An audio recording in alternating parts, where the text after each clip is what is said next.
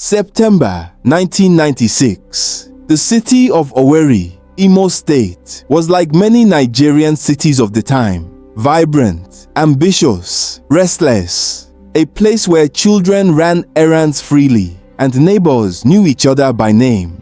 But beneath that normalcy, there were whispers. Whispers about sudden wealth, whispers about money rituals, whispers about people who became rich overnight. Then, on September 19th, 1996, those whispers turned into horror. 11-year-old Anthony Ikechukwu Okoronkwo left home to hawk groundnuts and help his family. It was ordinary, it was responsible, it was survival. He walked through Amakohia, calling out to customers, unaware that his life was about to end inside a place that should have been ordinary. The Otokoto Hotel. According to investigations, a gardener at the hotel, Innocent Akanyanwu, lured Anthony into the premises. Authorities later revealed the boy was drugged with a bottle of Coca-Cola. What followed was gruesome. Anthony was killed. Parts of his body, including his genitals and liver, were removed, allegedly for ritual purposes. An 11-year-old child, in the middle of a city? The next day, something strange caught attention. A commercial motorcyclist noticed blood dripping from a passenger's polythene bag. Drop by drop, it stained the road. Suspicious, he alerted the police. Inside the bag was Anthony's severed head. The man arrested was Innocent Akanyanwu. Owerri froze. But before answers could fully emerge, something happened that would change everything. Shortly after his arrest, Akanyanwu was found dead in police custody.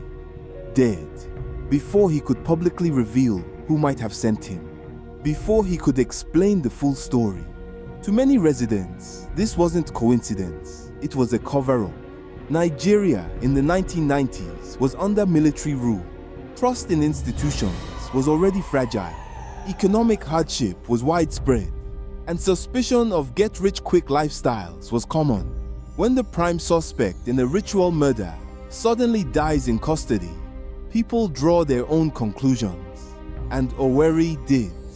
On September 24th and 25th, 1996, the city erupted.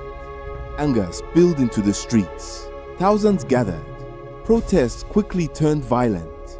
The Otokoto Hotel was attacked, demolished and set ablaze. But it didn't stop there. Properties linked to suspected ritualists were destroyed. Businesses were reduced to rubble. Even the palace and vehicles of a traditional ruler were attacked. It was as if years of silent suspicion had found a single spark. Then came an even darker discovery. When the Otokoto Hotel was demolished, shallow graves were reportedly uncovered within the premises. Decomposing bodies were exhumed, some allegedly buried under flower beds. If true, this suggested something terrifying. Anthony may not have been the first. The riot was no longer just about one child. It was about a possible hidden network, ritual killings, powerful patrons, and corrupt protection. Investigations expanded. Chief Vincent Duru, owner of the Otokoto Hotel, and others were implicated. The legal process dragged on for years. In 2002, 6 years after the crime, Chief Vincent Duru and 6 others were sentenced to death by hanging. More than a decade later, on November 13, 2016, Vincent Duru was executed. Yet the story remained complicated. In 2018, Alban Ajegbu, who had spent 22 years in prison in connection with the case, was acquitted by the Supreme Court. 22 years lost. The Otokoto saga was not just a crime story. It was a social earthquake. Parents stopped sending children on errands alone. Sudden wealth became even more suspicious. The name Otokoto became symbolism for ritual horror. The site of the hotel was later converted into a police station named after Anthony Okoronkwo, a symbolic transformation from alleged killing ground to a place of law enforcement. The government took a stronger stance against ritual crimes. Yet belief in ritual wealth did not disappear entirely. It resurfaced in other controversies across Nigeria in later years.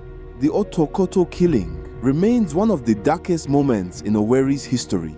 It exposed fear. It exposed inequality. It exposed distrust in institutions. Anthony's death was the match, but the city had been soaked in gasoline long before 1996. And when the fire started, it burned through buildings, reputations, and illusions of safety. Today, Owerri stands rebuilt and thriving. But beneath the development lies memory, a reminder of a boy who left home with groundnuts and never returned. A reminder that when justice is questioned, society trembles. And a reminder that sometimes one tragedy is enough to change a city forever. And if you want more deep investigative stories about Nigeria's most gripping historical crimes, don't forget to like, subscribe, and turn on notifications. Until next time, stay informed, stay aware, and never forget history.